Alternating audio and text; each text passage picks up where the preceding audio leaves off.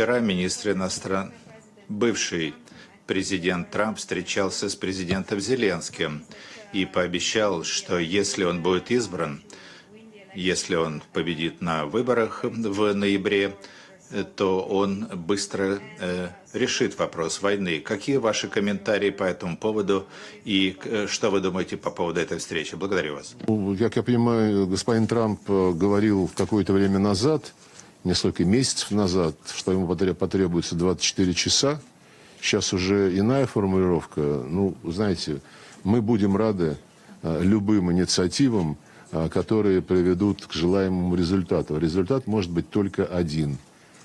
Урегулирование этой проблемы на основе устранения коренных причин украинского кризиса. Коренные причины заключаются прежде всего в том, что, несмотря на дававшиеся нам заверения, НАТО продолжало расширяться, Запад не соблюдал свои обязательства, которые были одобрены на высшем уровне в ОБСЕ и заключались в том, чтобы никто не укреплял свою безопасность за счет ущемления безопасности любой другой страны, и чтобы ни одна организация на пространстве ОБСЕ не претендовала на доминирование. А НАТО занималась ровно этим. Расширяла свою экспансию, проглатывала государства, осваивала их территории своей военной техникой, инфраструктурой, и Украина была следующей на очереди. И это создавало прямые угрозы безопасности Российской Федерации. Поскольку планы натовцев входило создать военные базы в Крыму, на Азовском море, ну и разместить там свои вооружения, которые угрожали бы Российской Федерации. Мы этого допустить не могли. Но главное даже не это, хотя безопасность государства всегда важна. Безопасность ведь она нужна не как некая абстракция, а как нечто, что необходимо людям, обычным людям. И вот когда сейчас генеральный секретарь, его представитель для общения с вами говорят, что позиция ООН нерушима, ООН выступает за урегулирование кризиса как можно скорее на основе международного права, устава ООН и территориальной целостности Украины. Но это, в общем-то, для руководителей секретариата надо знать устав более глубоко и более подробно. Я этого касался на сессии Генеральной Ассамблеи только что, где я выступал на пленарном заседании.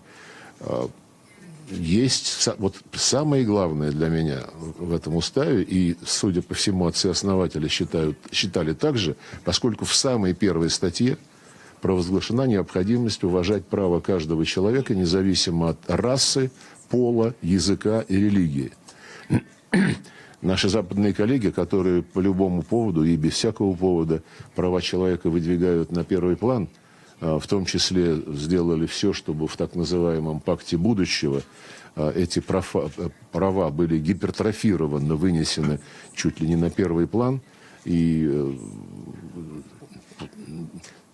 там даже говорится, что Совет ООН по правам человека должен быть наделен какими-то полномочиями, которые не зависят от государств-членов. Но вот в случае с украинским кризисом Запад вообще не вспоминает про права человека.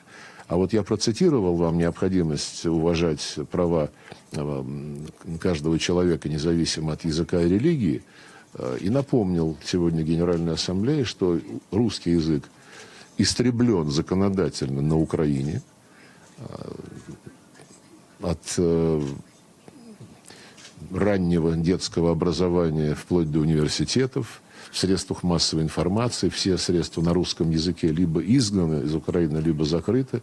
В сфере культуры из библиотек выбрасываются, как это было в гитлеровской Германии, книги на русском языке.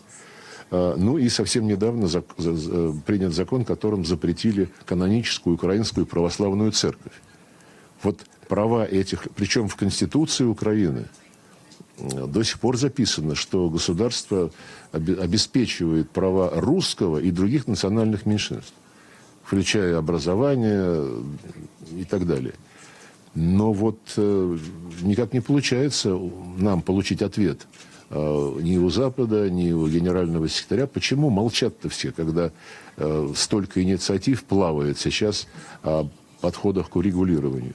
проблема безопасности с точки зрения недопустимости вступления Украины в Североатлантический альянс, да и в любой другой военный блок, и проблема прав человека.